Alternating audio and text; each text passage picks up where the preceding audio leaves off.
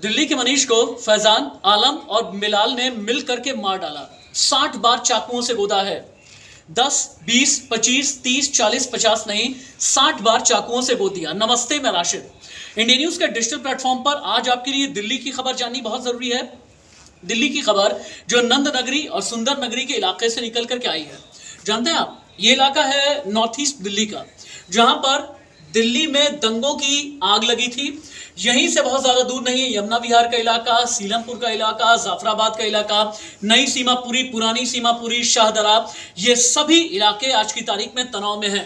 लेकिन सवाल यह है, मनीष को आलम ने क्यों मारा, मनीष को फैजान ने क्यों मारा, और मनीष को मारने वाले ये फैजान या फिर जितने भी मुस्लिम शख्स हैं, इनकी नीयत क्या थी। लगभग साल भर पहले भी मनीष को प्रॉपर्टी के लेन देन यानी जमीन के कुछ लेन देन और कुछ कागजात को लेकर के मारने की धमकी दी गई थी। परिवार वालों का रो रो करके बुरा हाल है। लेकिन पहला सवाल कि क्या कोई कम्युनल एंगल यानी धार्मिक एंगल भी है। सवाल नंबर 2, क्या मनीष को इससे पहले धमकी दी गई है। सवाल नंबर 3 कि क्या घर वालों को भी आगे धमकाया जा रहा है। और उससे भी बड़ी बात यह है कि क्या दिल्ली को फिर से दंगों की आग में कोई झोंकने की कोशिश तो नहीं है। राजधानी दिल्ली में आपको याद होगा दिल्ली में दंगे हुए, उसके अलावा फिर जहांगीरपुरी में भी दंगे हुए, कभी जुमा के नाम पर दिल्ली के जामा मस्जिद के आसपास माहौल बिगाड़ने की कोशिश की गई। तो क्या यह माना जाए कि कुछ तत्व ऐसे हैं जो दिल्ली में शांति नहीं चाहते, दिल्ली में अमन नहीं चाहते। इनके खिलाफ एलआईयू को भी एक्टिव होने की जरूरत है, इनके खिलाफ दिल्ली पुलिस को भी एक्स्ट्रा एक्टिव होने की जरूरत है।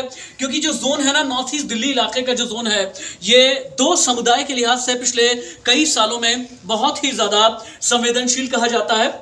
हालांकि अभी तक जो जांच की गई है, पुलिस ने शव को कब्जे में लेकर के पोस्टमार्टम के लिए भेज दिया है, मनीष के शव को। अब पोस्टमार्टम रिपोर्ट में क्या निकल करके सामने आता है, लेकिन जो तस्वीर है वो वाकई में दहला देती है कि क्या कोई 60 बार किसी पर चाकुओं से हमला कर सकता है। और अगर इस तस्वीर का एक एक फ्रेम आप देखेंगे तो आपको ये पता चलेगा कि तीन लोग मिलकर के मनीष को मारते रहे।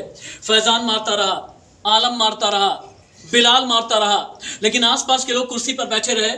लोगों ने बचाने की कोशिश भी नहीं की, लोगों ने रोकने तक की भी कोशिश नहीं की, और दिल्ली का माहौल खराब यूं ही होता रहा नॉर्थ ईस्ट दिल्ली के आसपास का।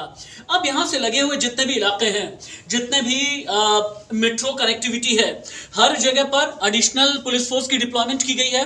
खबर इस तरह की भी आ रही है कि हो सकता है आने वाले वक्त में सीआरपीएफ की भी एक टुकड़ी को डिप्लॉय किया जाए। लेकिन हाल के दिनों में दिल्ली में जो कुछ भी हुआ, जब पीएफआई पर छापे पड़े, जब पीएफआई पर बैन किया गया, तो दिल्ली का शाहीन बाग, दिल्ली का जामिया नगर, दिल्ली का ओखला, अबुल फजल एनक्लेव और जो ठोकर नंबर 3, 4, 5 वाला जो इलाका है, सरिता विहार से लगता हुआ जो इलाका है, वहां पर माहौल कई लोगों ने खराब करने की कोशिश की।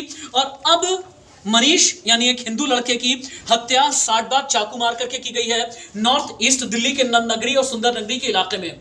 क्या यह माना जाए कि दिल्ली का माहौल खराब करने की कोशिश की जा रही है?